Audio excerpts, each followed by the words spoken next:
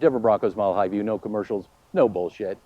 We're over here at Taxpayer Stadium at Mile High. Might as well call it what it is one time. During these downtimes of OTAs, I've been breaking down the last game of the season for the Denver Broncos just to kind of see, where they are. And it echoes everything that me and Colby had been talking about.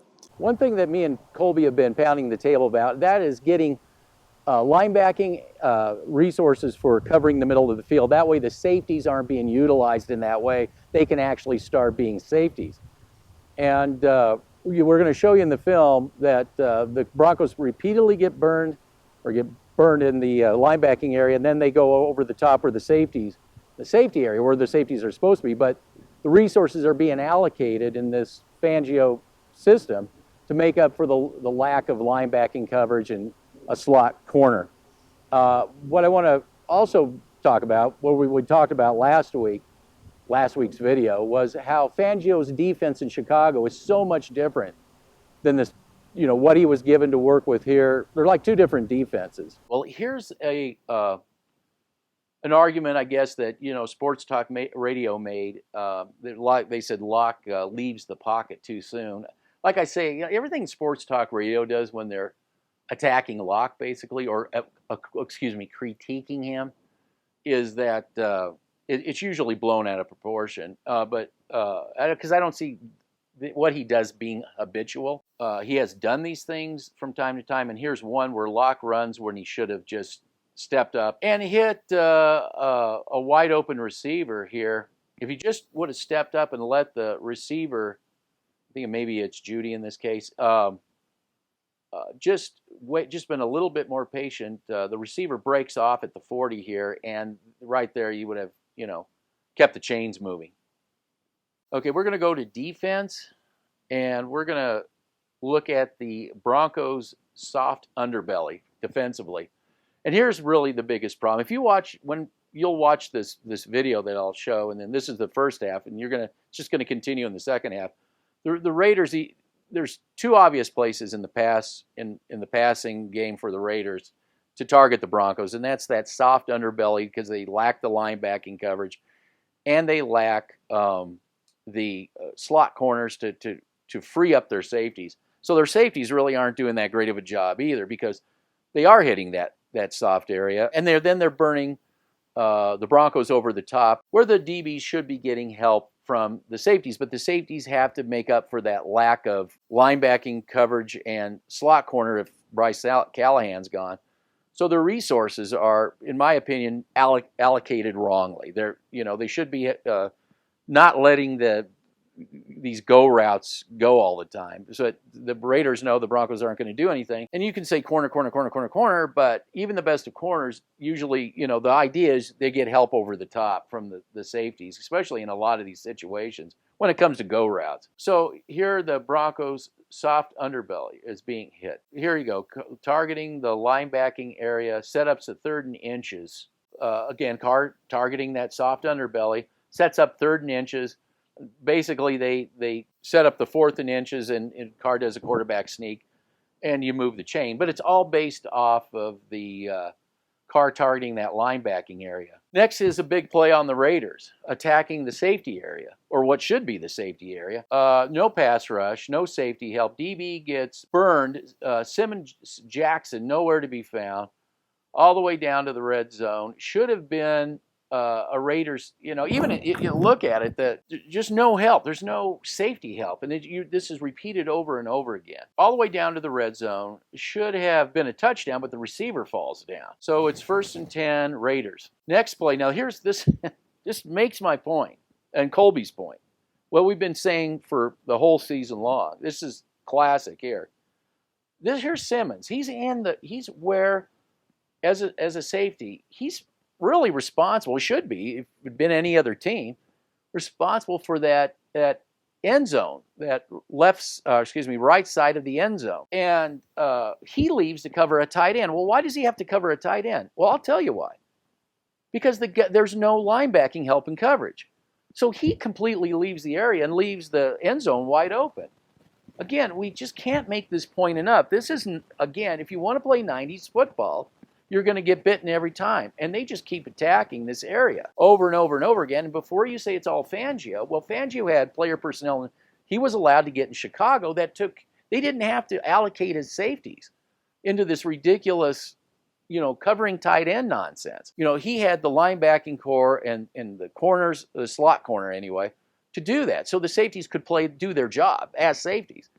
If Simmons remains in this area, this isn't an easy pass now. This is a difficult pass. But as you see, it's just a stand-up touchdown. Well, let's go to offense right now, and I have an argument to be made. If all you people that love quarterback competitions, well, what about receiver competitions? Can we not say that Jeudy and Tyrie Cleveland, they should be in a receiver competition? I think so, especially what I see with Cleveland and what I've seen with Jeudy.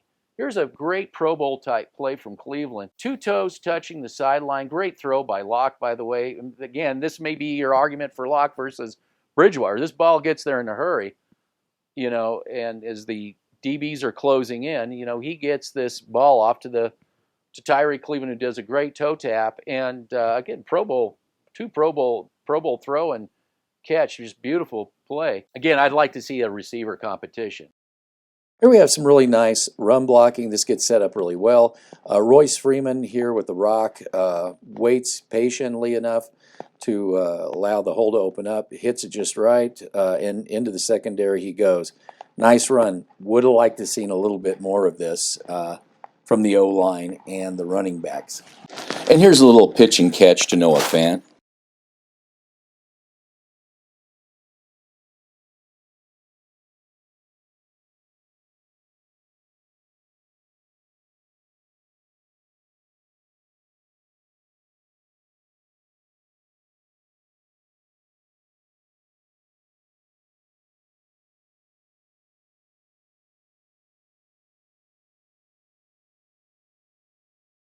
Here's where Shermer lacks his red zone schematics. And this isn't on Locke. So 3 and out in the red zone, 2 Gordon rushes lead up to this 3rd down. Everybody's covered. Locke essentially just has to throw the ball away. Thankfully, Raiders DB draws a flag. It's the only thing that saved it. So now what do? We go to Rich Scangarello. Again, going back to the Scangarello schematic. So like I say, so you had Shermer running the ball twice, unsuccessfully. No involvement with the tight ends. And, maybe because we got a gift from the Raiders, maybe we should try old Scangarello football and target a tight end. And sure enough, 84, they get him involved and Locke touchdown Denver. For all the corner gripers. Corner. Here is a play by Odemugie, lays the wood on a Raider would-be receiver, gets the receiver to cough up the ball. Colby believes that he thinks Odemugie should be moved to strong safety. He says that he's built and he's fit for that role. Who knows? Maybe we'll see that down the road. Okay, here we have the Denver Broncos on offense again. And for the most part, the Broncos did a decent job because the Raiders' pass rush isn't definitely not one of the league's best. I mean, they're not. This isn't Tampa Bay or Pittsburgh or the even Buffalo Bills. So they've been doing a decent job. So anyway, what I want to point out is you have 7-man pass pro in this. The Raiders drop everybody back into coverage. And you got a 7-man pass pro, and they can't even block. This shouldn't get out of their hands. You have Cushenberry relaxing on this, and his man gets around him. Then you have Gordon just going into no man's land. He doesn't assist the offensive lineman here, keeping the defender from going after Locke. These 2 things shouldn't be happening when you have 7 people defending 3 guys. This is just really inexcusable, and I had to point it out.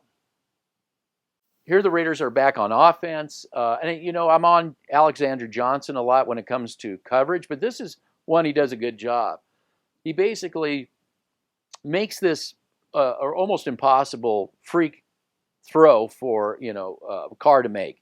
He has to really just get it over him over Alexander Johnson and then dump it in a bucket here.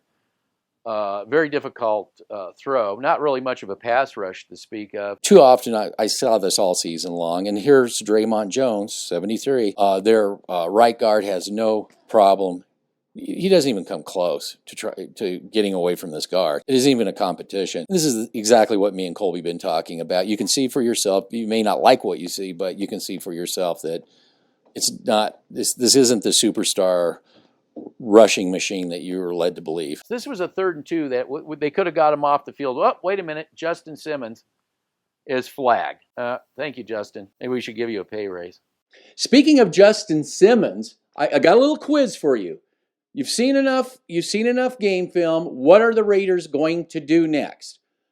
And now that they got new life, they're going to attack the area the safety would normally be if the Denver Broncos didn't have to pull resources using their safeties to make up for coverage linebacking and coverage corner.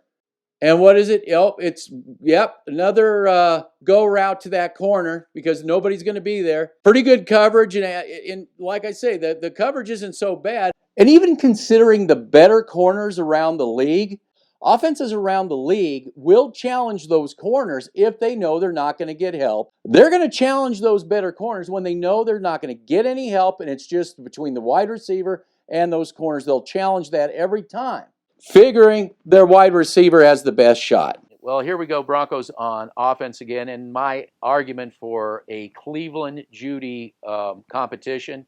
Cleveland catches the ball in the alley. He catches it in traffic. No drops, no issues, no excuses. And I just wanted to show this. And again, on 3rd down, makes the catch. Thank you, Cleveland. There should be a competition between you and Jeudy, no doubt. I mean, if it works for the quarterback, you should go with the receiver too.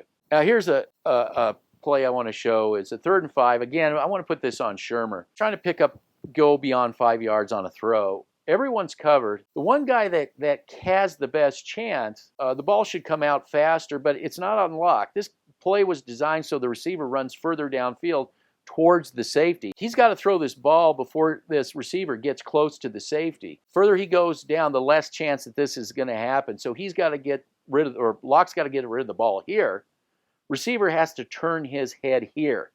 But you can see that when I play this, the receiver is further downfield, and if Locke is waiting till then to throw the ball, he's too far away. He's too far away from Locke, and he's too close to the safety. And I also want to point out the safeties. The safeties are playing the classic cover 2. They're not going to let their DBs out to dry. They will, if you look at this, they're going to go, if there's a go route, they're going to be there's going to be 2 guys going down on that go route the way it should be. So they don't have that issue with the Raiders as far as their safeties are concerned. Matter of fact, most good teams, they don't have that issue because the good teams, they have the player personnel that the safeties don't get caught playing, making up for the lack of linebacking coverage and slot corner coverage. This is a play that feeds into this Teddy Bridgewater versus Locke dialogue. Now, the whole purpose or the reasoning that you went and got Locke is that he's got a pretty strong arm and can throw a ball in a tight window rather quickly. And I want to tie this into this whole Shermer style of football. I just showed on the last play how Shermer has this thing about running receivers into the abyss. So, the argument would be, well, he's sending these players out there so it'll draw the defense. Well, that works on certain plays, but not these type of plays. That's where my argument is. Here again, it's a receiver that isn't utilized. He's just being told to run a go route. Who's basically, they watch film and they're not at all worried. They've got the safeties. They're going to keep it in front. And here's where the difference lies between Teddy Bridgewater football and Drew Lock football. Here you have you have one receiver, he's double covered. They have no interest in the other receiver who ends up running a go route. I don't understand it. You see this bunch formation or trips left, and one of the receivers is just going to go do this go route that is never intended. There's no intention to even throw it to him. And the Raiders even know that. That's how bad how bad he is. But what should have really been would have been a nice design in this.